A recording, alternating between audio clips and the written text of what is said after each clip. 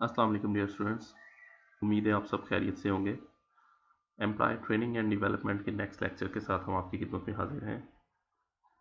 Let's have a look what we are going to learn in our lecture. आज के lecture में हमारे जो लर्निंग ऑब्जेक्टिव्स हैं वो पहली बात ट्रेनिंग के जो एक्चुअल ऑब्जेक्टिव्स हमने सेट करने हैं वो है। जिस तरह हमारे लेक्चर के लर्निंग ऑब्जेक्टिव्स होते हैं कि इस लेक्चर को पढ़ने के बाद हम किस काबिल हैं, क्या नया सीखा है हमने, इसी तरह ही हम किसी भी ट्रेनिंग को कंडक्ट करने से पहले उस ट्रेनिंग के लर्निंग ऑब्जेक्टिव्स डिसाइड करते हैं और उसके साथ उसके एंट्री स्टैंडर्ड्स भी कि इस ट्रेनिंग को कौन लोग जो हैं वो ले सकते हैं। सो आज के लेक्चर के हमारे लर्निंग ऑब्जेक्टिव्स क्या हैं? After reading the chapter you should be able to choose and prepare a training site based on how trainees will be involved and interact with the content and each other in the course। सबसे पहली और सबसे अहम जो हमारा learning objective है वो ये है कि ट्रेनिंग साइट डिज़ाइन करनी है। पिछले लेक्चर्स में हमने ट्रेनिंग के बारे में जो चीज़ें डिज़ाइन की वो सारी की सारी प्लानिंग फेज में थी। अब हम इस स्टेज पे हैं कि हम एक्चुअल ट्रेनिंग करा सकें, तो उस ट्रेनिंग को कंडक्ट करने के लिए ट्रेनिंग साइट का डिज़ाइन करना बहुत ज़रूरी होता है। उस ट्रेनिंग साइट में कौन से फीचर्स होने चाहिए? Trainings will be involve and interact with the content and each other in the course. कि एक तो जो ट्रेनिंग कंटेंट है वो अच्छी तरह उन पे एक्सपोज हो सके, वो उसको देख सकें, समझ सकें, सुन सकें, पढ़ सकें। और दूसरा each other in the course, कि वो सारे के सारे जो ट्रेनीज हैं वो आपस में खुद भी कोऑर्डिनेट कर सकें। ट्रेनिंग साइट को डिज़ाइन करना एक बहुत अहम एलिमेंट है। ट्रेनिंग साइट्स की कुछ एग्जांपल्स हम आज के लेक्चर में डिस्कस करेंगे। And then prepare for instruction using a curriculum road map, lesson plan, design document and concept map. कि एक्चुअल जो कुछ हमने उस पूरी की पूरी ट्रेनिंग में पढ़ाना है उसको हम उसको करिकुलम की सूरत में, एक लेसन प्लान की सूरत में या एक डॉक्यूमेंट की सूरत में हम उसको एनलिस्ट कर सकें। जब तक हमारे पास लर्निंग के क्लियर रोड मैप नहीं होगा हम बेहतर तौर पे ट्रेनिंग नहीं करा पाएंगे। Explain how trainees age, generational differences and personality might influence how programs are designed। हमें इस चीज़ का आइडिया होना चाहिए कि ट्रेनीज जो हैं, जो ट्रेनिंग ले रहे हैं, उनकी एज, जनरेशन डिफरेंस क्या है? एक टीचर है, उसकी एज है 27 साल और उसका एक से वो असिस्टेंट प्रोफेसर के तौर पे एक यूनिवर्सिटी में काम कर रहा है। एक दूसरा टीचर है, वो भी सेम डिपार्टमेंट में असिस्टेंट प्रोफेसर के तौर पे काम कर रहा है और उसकी एज है 50 ईयर्स। दैट मीन्स कि both are from different generations, although they are working on the same level, लेकिन दोनों अलग अलग जनरेशन से है। अब अलग जनरेशन से होने के साथ हमें एक चीज़ का और भी पता चल रहा है कि इनका लर्निंग स्टाइल, इनका लर्निंग पैटर्न जो है वो भी डिफरेंट है। तो उसके मुताबिक हमें अपनी ट्रेनिंग को एग्जीक्यूट करना है। तो ये हमारे कुछ लर्निंग ऑब्जेक्टिव्स हैं।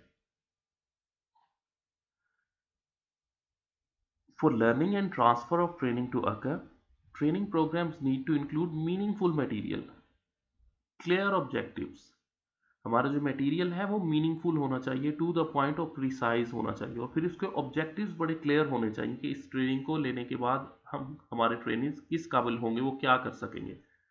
Opportunities for practice and feedback, हम सिर्फ थ्योरी नहीं पढ़ाएंगे, लोगों को प्रैक्टिस भी करवाएंगे और प्रैक्टिस कराने के बाद हम उनसे ऑफकोर्स फीडबैक भी लेंगे। लर्नर इंटरेक्शन, जो लोग लर्न कर रहे हैं उनसे हमारी इंटरेक्शन कैसे होगी। And a supportive work environment, और वर्क एनवायरनमेंट में भी सपोर्ट होनी चाहिए उस ट्रेनिंग के बारे में। However these features are not enough to create an effective training program. ये सारा कुछ करने के बाद भी हम इस काबिल नहीं होते कि हमारा ट्रेनिंग प्रोग्राम बहुत बेहतर तौर पे डिज़ाइन हो चुका है। इसके अलावा भी कुछ चीज़ें होती हैं जो हमें इसके साथ ऐड करनी होती हैं। वो कौन सी हैं? High quality program design. हमारा जो प्रोग्राम है, जो एक्चुअल हमारा ट्रेनिंग का प्रोग्राम है, वो हाई क्वालिटी का हो to maximize training learning and transfer of training. ठीक है। इसके अलावा program design refers to the organization and coordination of training program. Program design क्या है? हमने चीज़ों को ऑर्गेनाइज करना है और कोऑर्डिनेट करना है ट्रेनिंग प्रोग्राम के अंदर, उसको हम प्रोग्राम डिज़ाइन का नाम देते हैं। and by program we need we mean training program. It is important to take a broad perspective when designing training. जब भी हम कोई ट्रेनिंग प्रोग्राम डिजाइन कर रहे हैं तो हमें एक ब्रॉडर पर्सपेक्टिव में काम करना होता है. What's the reason behind it, why we should work in a broader perspective? Because हमारे पास डिफरेंट जेंडर से लोग आ सकते हैं, डिफरेंट जनरेशन से लोग आ सकते हैं, तो हमारा पर्सपेक्टिव इस तरह का होना चाहिए कि वो सबको कवर कर सके, बजाय ये कि हम सिर्फ सिंपल हमने ये डिसाइड किया हो कि हमने ऑनलाइन करानी है, फेस टू फेस करानी है या क्लास में पढ़ाना है. This is not so meaningful things. हमें इससे ज़्यादा डिटेल में जाके उन चीज़ों को डिसाइड करना होता है. Employees have to be motivated to attend training events, use what they learn on their job. सबसे पहले तो लोगों को मोटिवेट करना है हमने एम्प्लॉयज़ के कि वो ट्रेनिंग को अटेम्प्ट करें, ट्रेनिंग के लिए जाएं. और दूसरा, जो कुछ वो ऑलरेडी जानते हैं उसको उसकी बेस पे वो नई चीज़ें लर्न करें. जो कुछ वो जॉब के ऊपर सीख चुके हैं उसी की बेस पे वो नई चीज़ों को भी लर्न करें. Share their knowledge and skills with others. Of course हम में से हर शख्स के पास कुछ नॉलेज, कुछ स्किल्स, एबिलिटीज़ होती हैं, तो वो हर ट्रेनिंग दूसरे के साथ शेयर करे. And continue to shape and modify the knowledge and skills acquired to meet changing business and job demands. और उसके साथ साथ वो नई चीज़ें जो जॉब और बिजनेसेस की डिमांड्स हैं, जो नई चीज़ों के तौर पे सामने आ रही हैं, उनको लर्न किया जाए. तो सिंपल हमें ये नहीं डिसाइड करना होता कि एक ऑनलाइन ट्रेनिंग करानी है या फेस टू फेस या क्लासरूम में पढ़ाना है एंड दैट्स इट. इसके अलावा हमें बहुत ज़्यादा डिटेल के अंदर चीज़ों को जाके मैन्युअली उसको प्रिसाइजली डिसाइड करना होता है ट्रेनिंग प्रोग्राम को. तो यहाँ पे हम डिज़ाइन का एक्चुअल प्रोसेस देख रहे हैं. उसके 3 फेजेस हैं. फेज 1 प्री ट्रेनिंग, ट्रेनिंग से पहले. एंड देन लर्निंग इवेंट, जो एक्चुअल हमारा लर्निंग का इवेंट अकर हो रहा है उसके दौरान. And finally post training, training के बाद. एक तो प्री ट्रेनिंग, एक पोस्ट ट्रेनिंग और एक एक्चुअल जो ट्रेनिंग का इवेंट होगा. तो प्री ट्रेनिंग में हम कौन सी चीज़ें देखते हैं, किस तरह हम उसको डिज़ाइन करते हैं. प्रिपेयर, सबसे पहले तो हम सेल्फ प्रिपेयर होते हैं.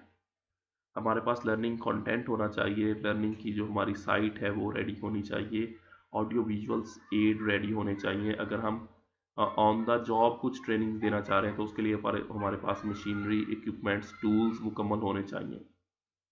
तो ये हमारी सेल्फ प्रेपरेशन है. Then motivate and energize trainees to attend learning event. दूसरी और सबसे अहम चीज़ हमने पिछले कुछ लेक्चर्स में मोटिवेशन को पढ़ा था. मोटिवेशन बेसिकली हमारी परफॉर्मेंस का एक बहुत अहम बिल्डिंग ब्लॉक है. विदाउट मोटिवेशन हम कोई भी चीज़ बेहतर तौर पे परफॉर्म नहीं कर सकते. और बिल्कुल इसी तरह ही हम अगर ट्रेनिंग के लिए मोटिवेट नहीं है तो हम उसको बेहतर तौर पे अटैम्प्ट नहीं कर पाते. तो एक अच्छे ट्रेनर का ये भी जिम्मेदारी होती है कि वो लोगों को मोटिवेट करे, उनको एनर्जाइज करे कि वो ट्रेनिंग में एक्टिवली पार्टिसिपेट करें. Ensure work environment, climate, managers, peers, sports, learning and transfer of training. इसमें एक चीज़ और भी ज़रूरी होती है करने वाली कि जो लर्निंग एनवायरनमेंट है, सॉरी हमारा जो वर्क एनवायरनमेंट है वो भी सपोर्टिव हो. उसका क्लाइमेट, उसके मैनेजर्स, उसके कोलीग्स, सारे लोग ट्रेनीज को सपोर्ट कर रहे हों. ये है हमारी प्री ट्रेनिंग. प्री ट्रेनिंग में ये चीज़ें हमने डिज़ाइन करनी होती है, ये इनको मेक श्योर करना होता है. सेकेंड फेज कौन सा है? Learning event. एक्चुअल जो हमारा लर्निंग का प्रोसेस होना होता है उसको. प्रिपेयर इंस्ट्रक्शंस, जो कुछ हमने पढ़ाना है या सिखाना है उसको हम प्रॉपरली प्रिपेयर करें. कौन सी चीज़ें, वो क्लासेस हो सकती हैं, वो कोर्सेज हो सकते हैं, प्रोग्राम्स हो सकते हैं, प्रोग्राम के लेसन्स हो सकते हैं. ये सारी चीज़ों को हम फिजिकली प्रॉपर तरीके से डिलीवर करें.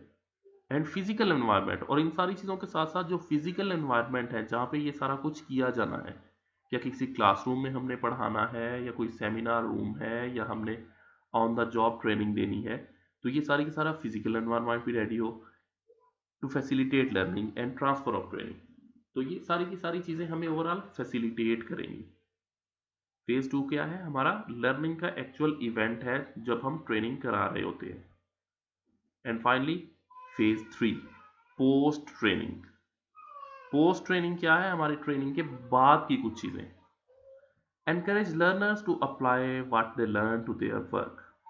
सबसे अहम और सबसे ज़रूरी चीज़, अगर हम कुछ लोगों को कुछ चीज़ें सिखा दें, उनको उसको एक्चुअल सिखाने का मकसद ना बताया जाए कि ये चीज़ें सिखाने का आपको मकसद क्या है हमारा, या उनको हम ये उनको इस तरह मोटिवेट ना कर सके कि वो जाके इन चीज़ों को अप्लाई करें, तो उस ट्रेनिंग का कोई फ़ायदा नहीं होगा। तो हमें ट्रेनीज़ को या लर्नर्स को ये चीज़ भी एनकरेज करनी होती है कि जो स्किल्स आप यहाँ से सीख के जा रहे हैं, इनको जाके अपने रियल लाइफ में या अपने वर्क एनवायरनमेंट में अप्लाई करना है, और इस एप्लीकेशन की बेस पे आपने अपनी परफॉर्मेंस को बेहतर बनाना है। तो ये हमारे ट्रेनिंग प्रोग्राम के 3 फेजेस होते हैं: प्री ट्रेनिंग, लर्निंग इवेंट और पोस्ट ट्रेनिंग। तो यहाँ पे आपको इनकी डिटेल्स मिल जाएंगी।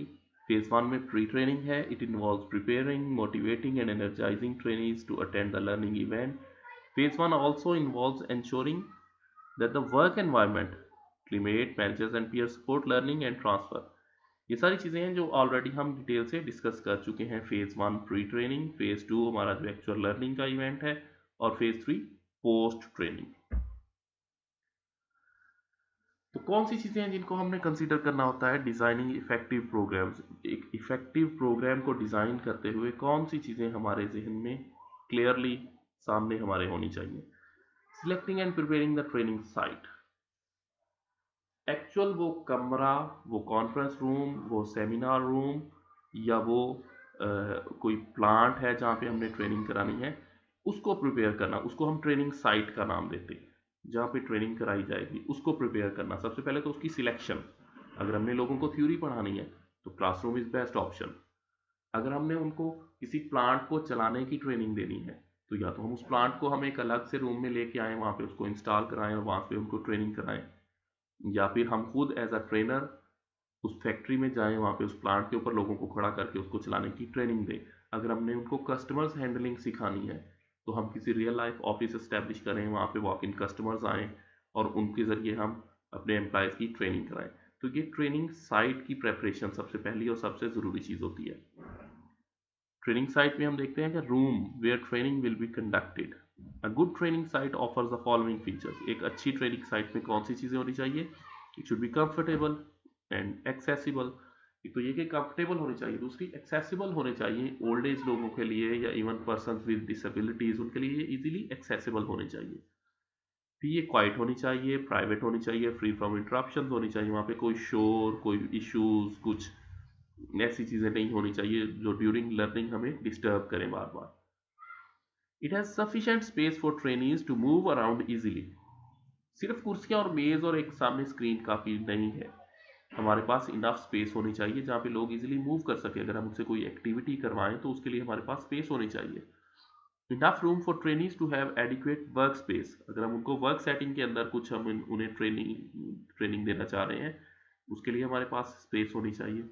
And has good visibility for trainees to see each other, trainer and any visual displays or enough हमारे पास लाइटिंग इक्विपमेंट्स होने चाहिए जिसमें वो सारे लोग एक दूसरे को बेहतर तौर पे देख सके, सुन सके, समझ सके। और फिर उसके साथ जो हमारा ट्रेनिंग का लर्निंग जो कंटेंट होगा, हमारे पास वीडियोस हैं, हमारे पास कुछ प्रोडक्ट के सैंपल्स हैं, कुछ चार्ट्स हैं, कुछ स्लाइड्स हैं, वो हमने डिस्प्ले करनी है, तो इन सबको वो बेहतर तौर पे देख सकें और सुन सकें।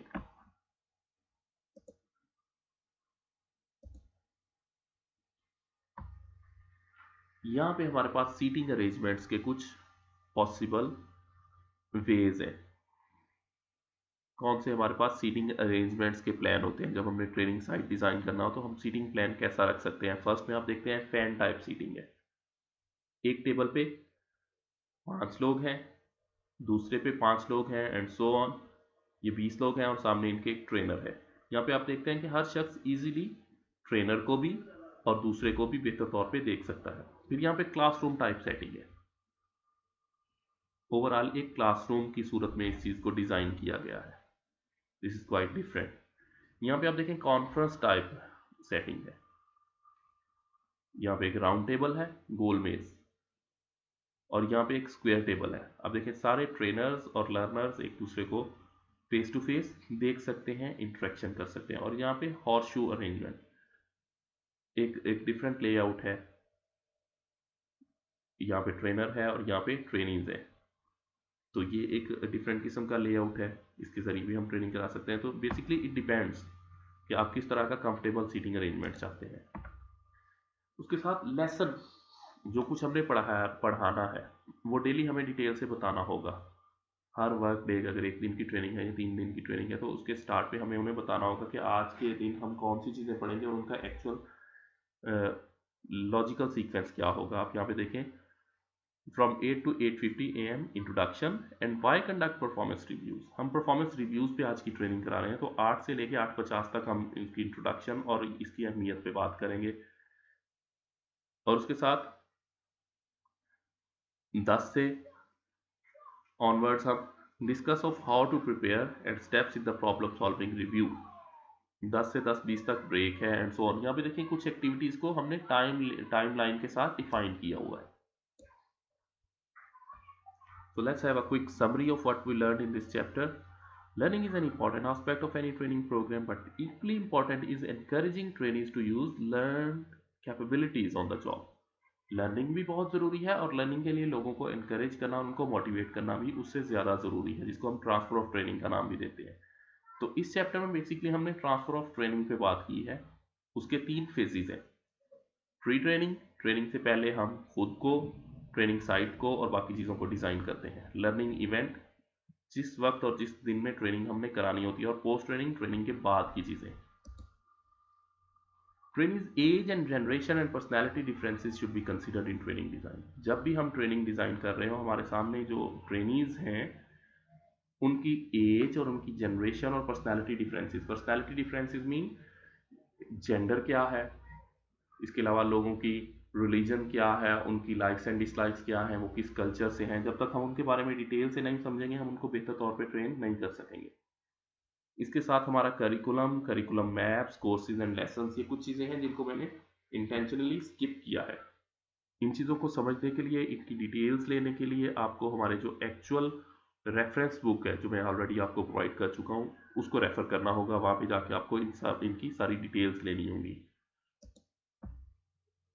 एंड फाइनली हमारी जो ट्रेनिंग कंक्लूड हुई, उसमें हमने बात की कि एक ट्रेनिंग का एक्चुअल लेआउट क्या होना चाहिए, हम किस तरह उनको फैसिलिटेट कर सकते हैं, पोस्ट ट्रेनिंग में हम किस तरह उनको मोटिवेट कर सकते हैं कि वो जो कुछ लर्न किया गया है उसको ऑन द जॉब अप्लाई करें।